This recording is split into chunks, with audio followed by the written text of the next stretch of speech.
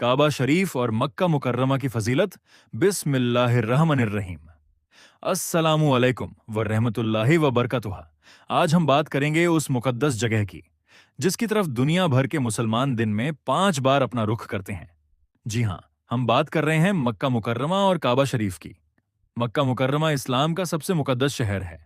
इसी शहर में खाना काबा मौजूद है जिसे मुसलमान अल्लाह का घर कहते हैं।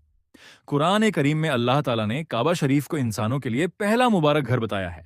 ये वह मुकद्दस मकाम है जहां हर साल दुनिया के कोने कोने से लाखों मुसलमान हज और उमरा के लिए पहुंचते हैं। काबा शरीफ की तामीर हजरत इब्राहीम अलैहिस्सलाम और उनके बेटे हजरत इस्माइल अलैहिस्सलाम ने अल्लाह के हुक्म से की। जब वह काबा की बुनियादें उठा रहे थे तो अल्लाह से दुआ कर रहे थे कि ए हमारे रब, हमारी यह कोशिश अपनी बारगाह में कबूल फरमा।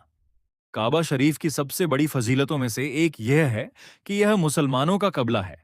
दुनिया में मुसलमान चाहे किसी भी मुल्क में हो, नमाज के वक्त अपना चेहरा काबा शरीफ की तरफ करता है।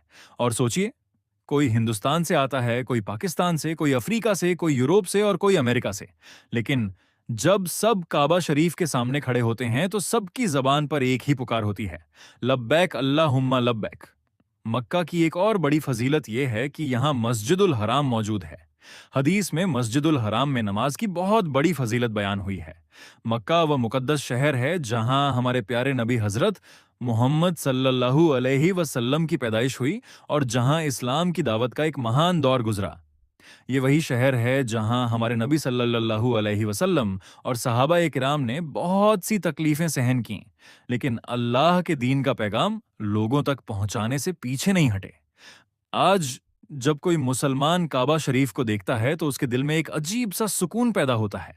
आंखों से आंसू निकल आते हैं और दिल से बस यही दुआ निकलती है, या अल्लाह, हमें बार बार अपने घर की ज़ियारत नसीब फरमा, हमें हज और उमरा की सादत अता फरमा और हमारे गुनाहों को माफ फरमा।